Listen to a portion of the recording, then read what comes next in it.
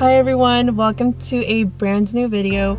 My name is Gabby and today I'm going to be sitting in my car talking to you all about a condition that I have been living with my entire life, and this condition is called nystagmus. Just to answer your question about what is nystagmus before we move on, nystagmus is an involuntary eye movement which may cause the eyes to move side to side, up and down, or in a circle. It can reduce your vision and affect your coordination and balance. It may also be known as the dancing eyes or wobbly eyes. If you have heard about it, you may have heard that term. So basically in this video, I'm going to be answering questions that I have been asked before, or questions that you may have now that you heard me talk about nystagmus. And hopefully the goal of this video is to help someone who's looking for more information on it, or maybe you're looking for someone to relate to and you yourself have nystagmus. I myself have nystagmus. I'm going to be sharing my personal experiences living with it, and what I say about my nystagmus may not be the case for everyone who has nystagmus. Let's just answer these questions.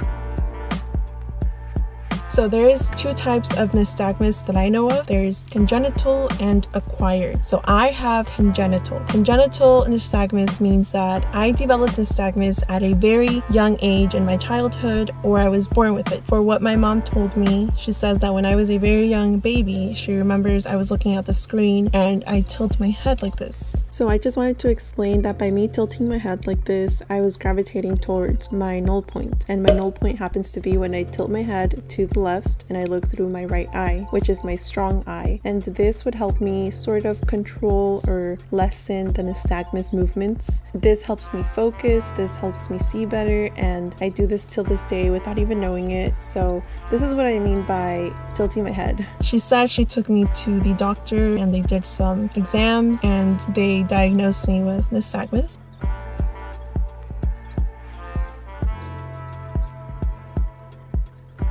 There's also no cure, just to answer that one. There is no cure for nystagmus. There's a lot of research being done and there's like treatments, I think, and surgery that you can do to help but not cure it. I do know that by doing this surgery, there is a risk of brain damage that may happen. I'd rather not risk it. I'd rather just deal with it and try to work around it. And then there's acquired nystagmus, which occurs later in life. This can be a symptom of another condition or disease, such as a stroke or trauma or a car accident. But in all, nystagmus is a neurological problem that happens in your brain. So now the next thing I'm going to talk about is what triggers nystagmus and how it affects my everyday life.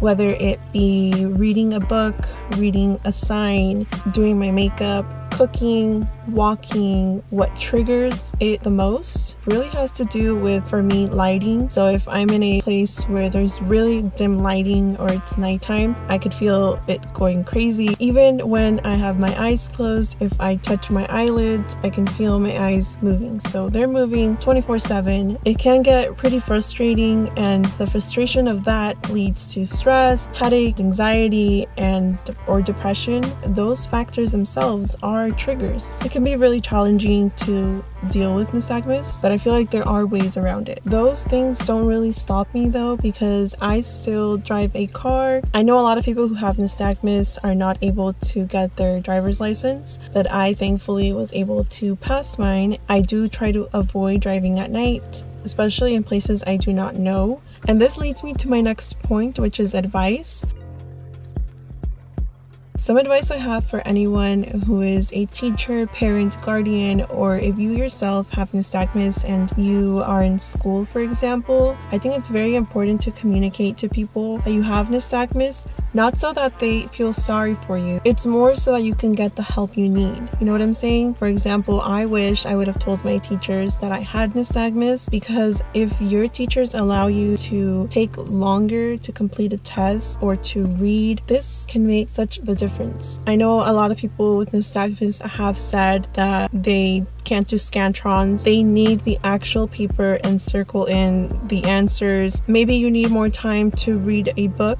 You know, sometimes they tell you by tomorrow you need to read 50 pages. So if you have nystagmus, this can be really difficult to do. That's something that I did not do. I had a very bad experience in one of my college classes. It was actually a reading class. So my teacher told us read a couple pages and answer some questions about what we read. So after about 30 minutes, she asks who is still working, and I raise my hand because I'm still working. No one else raises their hand, and she goes off on me saying, you're just sitting there doing nothing. Excuse me? I've been doing my work. And this is why I'm saying that you should tell people that you have it like that. After class was over, I did come to her and tell her about my condition, nystagmus, and she didn't know what that was. She just said, oh, okay. So I mean, whatever. But this is why I'm saying, you know, you should communicate to people what you have, the people that you're going to work with. That is something that I wish I would have done as a child. Another advice I have is if you're going to go out with friends and you're going to go to a movie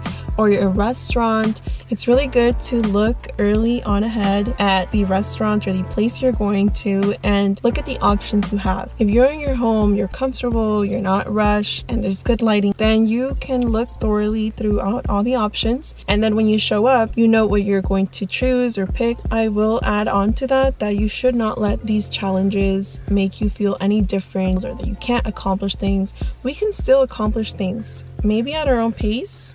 Maybe it's going to take us a little bit longer or in a different way, but we will get it done. And never be afraid to ask for help.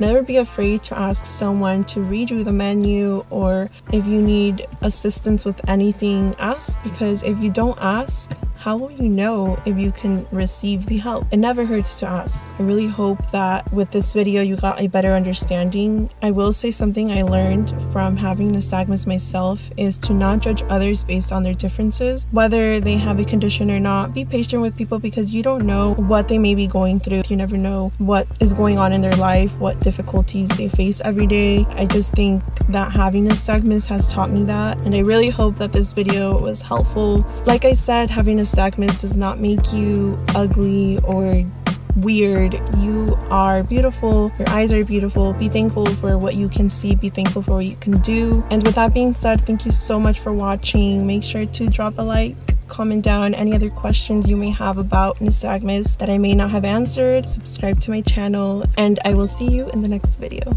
Bye.